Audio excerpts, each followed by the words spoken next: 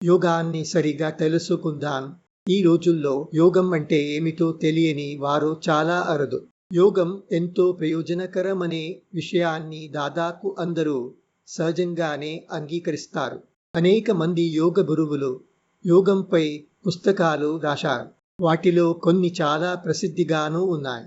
కానీ కొంచెం లోతుగా పరిశీలిస్తే ఈ పుస్తకాలలో చాలా భాగం ఆయా గురువులు ప్రచారం చేస్తున్న నిర్దిష్టమైన యోగ రూపాల గురించే మాట్లాడుతున్నట్టు తెలుస్తుంది. అంతేకాదు, ఈ పుస్తకాలలో చాలా యోగాన్ని ఆజ్ఞాపనాత్మక దృష్టికోణంలో వివరిస్తాయి. యోగాన్ని ఒక మతంలా లేదా ఇతర నమ్మకాధారిత పద్ధతుల్లా ఒక విశ్వాస వ్యవస్థగా చూపిస్తాయి. ఉదాహరణకు, ఈ పుస్తకాలు ఆసనాలు లేదా శ్వాసాభ్యాసాల గురించి మాట్లాడేటప్పుడు వాటి ఆరోగ్య ప్రయోజనాలను తప్పకుండా ప్రస్తావిస్తాయి. కానీ ఆ అభ్యాసాలు చెప్పిన ఫలితాలను ఎలా సాధిస్తాయో తార్కికంగా వివరించడం చాలా అరుదు. తమ వాదనలకు మద్దతుగా ప్రయోగాత్మక ఆధారాలను కూడా చాలా తక్కువగా అందిస్తాయి. కొంతమంది గురువులు పరస్పర విరుద్ధమైన అనేక భావనలు, దృష్టికోణాలను ఎలాంటి వివరణ లేకుండా ఒకే చోట వేస్తూ పాఠకులను అతిశయోక్తితో ముంచెత్తుతారు. వారు బ్రహ్మాండ శక్తి, అతిచేతన, అతీంద్రియ జాగృతి వంటి పదాలను ఉపయోగిస్తారు. కానీ వాటి నిజమైన అర్థం ఏమిటో చాలా అరుదుగా వివరించబడుతుంది లేదా నిర్వచించబడుతుంది. ఆధునిక వైద్య పదజాలం లేదా క్వాంటం భౌతిక శాస్త్ర సిద్ధాంతాలకు సంబంధించిన అస్పష్టమైన ఉపమానాలను ఉపయోగిస్తూ ఈ గురువులు తమ రహస్యభరిత సిద్ధాంతాలకు శాస్త్రీయ ముఖవాడిని పెట్టే ప్రయత్నం చేస్తారు. యోగాన్ని ఈ విధంగా వివరించడం వల్ల రెండు ప్రధాన సమస్యలు తలెత్తుతాయి. మొదటిది, యోగం వెనుక ఉన్న మూల కార్యవిధానాలను స్పష్టంగా అర్థం చేసుకోకపోతే దాని సంపూర్ణ ప్రయోజనాన్ని పొందడం కష్టమవుతుంది. రెండవది, సరిగా అర్థం కాని ఏ వ్యవస్థైనా కాలక్రమేణా వికృతమై తన ప్రాముఖ్యతను కోల్పోతుంది. మనకు అవసరమైంది స్పష్టంగా నిర్వచించబడిన దృఢమైన సూత్రాలు కలిగిన యోగ పద్ధతి, సాధ్యమైనంత వరకు నిష్పాక్షికంగా పరీక్షించగలిగే వ్యవస్థ, నమ్మదగిన, ముందే ఊహించగల ఫలితాలను ఇచ్చే విధానం. ఈరోజు మనం చూస్తున్న యోగం ఈ ప్రమాణాలను తీరుస్తుందా? చాలా మందికి యోగం అంటే శరీర కేంద్రిత అభ్యాసం, కొన్ని ఆసనాలు లేదా శ్వాసక్రియలు మాత్రమే. ఇలాంటి వారి లక్ష్యం సాధారణంగా శారీరక ఆరోగ్యాన్ని, దేహబలాన్ని కాపాడుకోవడమే. ఆరోగ్యం మరియు శారీరక సామర్థ్యం నిస్సందేహంగా ముఖ్యమైనవే. కానీ యోగం అక్కడితోనే పరిమితం కాదు. యోగం సాధారణ ఆరోగ్య వృద్ధి నుంచి ప్రారంభమై ఒత్తిడి తగ్గింపు, మనస్సు ఏకాగ్రత పెంపు, మానసిక సామర్థ్యాల వికాసం, వివరించలేని ఆనందానుభూతి, పరమ సాక్షాత్కారం, చివరికి మరింత శాంతియుతంగా నివసించదగిన ప్రపంచాన్ని నిర్మించడం వరకు విస్తృతమైన ప్రయోజనాలను కలిగి ఉంది. అయితే వీటిలో కొన్ని యోగం యొక్క నిజమైన లక్ష్యాలు కావు. యోగాన్ని నిజాయితీగా అభ్యాసించినప్పుడు సహజంగా లభించే ఉపఫలాలే అవి. దీనిని మనం ముందుకు వెళ్ళి చూద్దాం. యోగానికి వేల సంవత్సరాల సుదీర్ఘ చరిత్ర ఉంది. కాలక్రమేణా యోగం అనేక మార్పులు చెందుతూ ఎన్నో కొత్త రూపాలను సంతరించుకుంది. ఈరోజు యోగం పేరుతో ప్రదర్శించబడుతున్నది విరాట్ యోగానికి చెందిన ఒక సంక్షిప్త రూపం మాత్రమే. అయితే నిజమైన యోగం అంటే ఏమిటి? యోగానికి మూల ప్రవర్తకుడిగా విస్తృతంగా అంగీకరించబడిన పతంజలి యోగాన్ని ఈ విధంగా నిర్వచిస్తాడు. యోగ చిత్తవృత్తి విరోధ. యోగం అంటే మనస్సు యొక్క కార్యకలాపాలను నియంత్రించడం.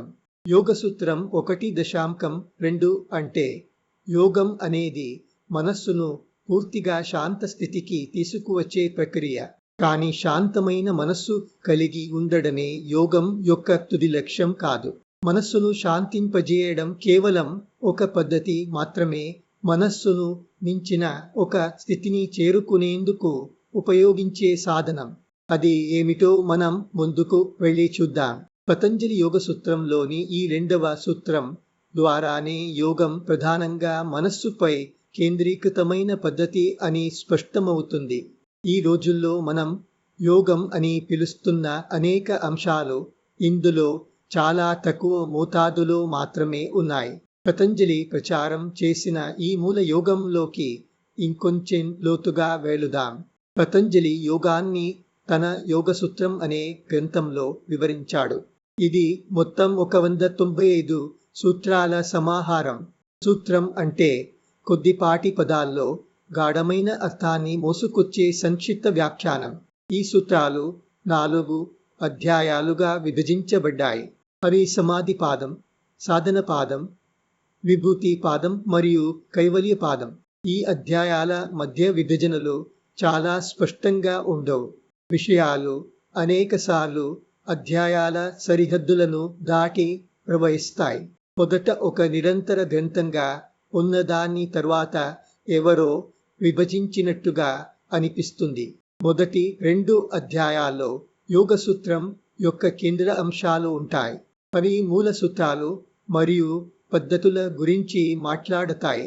మిగతా అధ్యాయాలు తరువాతి చేర్పులా కనిపించడం వల్ల నేను సాధారణంగా ఈ మొదటి 2 అధ్యాయాలపైనే ఎక్కువగా దృష్టి పెడతాను. చాలా మంది అభిప్రాయం ప్రకారం పతంజలి యోగం క్రీస్తుపూర్వ 200 ప్రాంతంలో ప్రచారంలోకి వచ్చింది. కొంతమంది దాన్ని తరువాతి కాలమైన క్రీస్తు శకం 400 నుండి 600 మధ్యకాలానికి చెందినదిగా భావిస్తారు. కానీ నేను ముందుకు వివరించే కారణాల ఆధారంగా పతంజలి క్రీస్తుపూర్వ 200 లేదా అంతకన్నా ముందున్న కాలానికి చెందినవాడని భావిస్తున్నాను. ఈ తేదీల విషయంలో నేను ఎక్కువగా పట్టుబడను. కానీ కొన్ని సందర్భాల్లో కాలక్రమం ఎలా ఒక దశ నుండి మరొక దశకు మారుతూ వచ్చిందో అర్థం చేసుకోవడానికి సహాయపడుతుంది. ఈరోజు యోగం తన ప్రస్తుత రూపాన్ని ఎలా పొందింది, దానికి ఏ అంశాలు కారణమయ్యాయో తెలుసుకోవడానికి ఇది ఉపయుక్తంగా ఉంటుంది. పతంజలి యోగం యొక్క ప్రధాన అంశం మనస్సును క్రమంగా పూర్తిస్థాయి శాంత స్థితికి చేర్చడం. దాని లక్ష్యం మన వ్యక్తిగత అస్తిత్వంలోని పరమ సత్యాన్ని గ్రహించడం.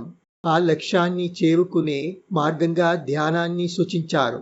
ఈ యోగంలో శరీరాసనాలు మరియు శ్వాసాభ్యాసాల గురించి చాలా పరిమితంగా మాత్రమే ప్రస్తావన ఉంది. వాటిని ధ్యానానికి ముందస్తు సిద్ధతగా మాత్రమే చూశారు. ఆరోగ్య వృద్ధి ఎప్పటికీ లక్ష్యంగా లేదు. పతంజలి యోగంలో 8 దశలు ఉన్నాయి. దీనిని అష్టాంగ యోగం అంటారు. సంక్షిప్తంగా ఇవి యమ, నియమ, ఆసన, ప్రాణాయామ, ప్రత్యాహార, ధారణ, ధ్యానం మరియు సమాధి. ఆధునిక గురువులు తమ యోగాన్ని పతంజలి యోగమేనని చెప్పుకున్నప్పటికీ ఈ 8 దశలను పరస్పరం సంబంధం ఉన్న క్రమబద్ధమైన దశలుగా చూడరు. అష్టాంగ అనే పదం అర్థం గురించి వాదనలు చేస్తారు. అది శబ్దార్థంగా 8 అంగాలు అనే అర్థం. ఈ దశలను క్రమంగా అనుసరించాల్సిన అవసరం లేదని, అవి వేరువేరుగా కూడా ఉండవచ్చని వారు అంటారు. ఈ యోగంలోని 1-2 అంశాలపైనే ఎక్కువగా దృష్టి పెడతారు. ఎక్కువ మంది గురువులు ఆసనాలపైనే కేంద్రీకరిస్తారు. ఈ 8 దశల గురించి నేను ముందుకు వెళ్ళి వివరంగా చర్చిస్తాను. అలాగే ఇవి పరస్పరం ఎంత లోతుగా అనుసంధానమై ఉన్నాయో మరియు ఈ రోజులా ముక్కలుగా అనుసరించలేమని కూడా స్పష్టంగా చూపిస్తాను. పతంజలి యోగ నిర్వచనం మరియు ధ్యానానికి ఆయన ఇచ్చిన ప్రాముఖ్యతను గమనిస్తే ఈ యోగం యొక్క మూలాలు పతంజలి కంటే కూడా చాలా పూర్వకాలానికి చెందినవని తెలుస్తుంది. బహుశా క్రీస్తుపూర్వ 200 కన్నా 1000 సంవత్సరాల ముందే. పతంజలికి సుమారు 4 శతాబ్దాల ముందే ఉన్న బౌద్ధ ధర్మంలో కూడా పతంజలి యోగానికి దగ్గరైన ధ్యాన పద్ధతులు ఉన్నాయి. ధ్యానానికి ముందుగా యమ, నియమ, ప్రాణాయామ వంటి సిద్ధత దశలు అక్కడ ఉన్నాయి. అందుకే ఆ అభ్యాసాలను కూడా నేను యోగంగానే పరిగణిస్తాను. పతంజలి ఈ బౌద్ధ పద్ధతులు మరియు భావనల ప్రభావానికి లోనై ఉండవచ్చని నేను అనుమానిస్తాను. లేదా ఈ రెండింటికి ఒకే సాధారణ మూలం ఉండే అవకాశము ఉంది. బౌద్ధ ధర్మం ఇతర అన్ని ప్రాచీన భారతీయ దర్శనాలాగే చాలా వరకు సమానమైన నమ్మకాలను కలిగి ఉన్నప్పటికీ అది పూర్తిగా నాస్తిక తత్వశాస్త్రంగా ఉండేది. బౌద్ధ ధర్మానికి దేవుడిపైన, ఆత్మపైన నమ్మకం లేదు. దీనికి విరుద్ధంగా పతంజలి విధానం ఆత్మకేంద్రితమైనది. దీనిని తప్పితే ఈ రెండు విధానాలు, పతంజలిది మరియు బౌద్ధులది, దాదాపు ఒకే రకమైన పూర్వసిద్ధత దశలు, ఒకే విధమైన ధ్యాన పద్ధతులు మరియు ఒకే లక్ష్యాలను కలిగి ఉన్నాయి. ఇవన్నీ మనం ముందుకు వెళ్ళి మరింత వివరంగా చూద్దాం. యోగం లేదా ధ్యాన పద్ధతులు బుద్ధుడితోనే ప్రారంభమయ్యాయని చెప్పడం కూడా సరికాదు. బుద్ధుడికి ముందే ధ్యాన తంత్రాలు ఉన్నాయి. బుద్ధుడు వాటిని క్రమబద్ధీకరించి మరింత ప్రాయోగికంగా రూపొందించి ఉండవచ్చు. ఉదాహరణకు భగవద్గీతలో అనేక రకాల యోగాల ప్రస్తావన ఉంది. అక్కడ యోగ అనే పదాన్ని చాలా విస్తృత అర్థంలో ఉపయోగించారు. ప్రత్యేకంగా జ్ఞానయోగం, కర్మయోగం, ధ్యానయోగం మరియు భక్తి యోగం గురించి అది మాట్లాడుతుంది. ఈ సందర్భాల్లో యోగం అనే పదాన్ని మార్గం అనే అర్థంలో ఉపయోగించారు. జ్ఞానయోగం అంటే జిజ్ఞాస యొక్క మార్గం, కర్మయోగం అంటే క్రియ యొక్క మార్గం, ధ్యానయోగం అంటే ధ్యాన మార్గం, భక్తి యోగం అంటే భక్తి మార్గం. వీటిలో మనం ప్రస్తుతం చర్చిస్తున్న యోగానికి అత్యంత సమీపమైనది ధ్యాన యోగమే. భగవద్గీత మూల రూపంలో కనీసం బౌద్ధ ధర్మానికి ముందున్నదిగా భావించబడుతుంది. సంప్రదాయవాదులు దీనికి 5000 సంవత్సరాలకు మించిన చరిత్ర ఉందని నమ్ముతారు. కొంతమంది ఆధునిక చరిత్రకారులు దీనిని క్రీస్తుపూర్వ కనీసం 800 సంవత్సరాలకు చెందినదిగా చెబుతారు. భగవద్గీతలో ధ్యాన యోగానికి ప్రత్యేకంగా అంకితమైన ఒక సంపూర్ణ అధ్యాయమే ఉంది. అంతేకాక పతంజలి యోగంలోని అనేక తత్వాలను అనౌపచారికంగా వివరిస్తుంది. యోగంలోని ధ్యాన సంబంధ అంశాల్లోకి మనం మరింత లోతుగా ప్రవేశించినప్పుడు వీటిలోని కొన్ని అంశాలను మళ్ళీ పరిశీలిస్తాం.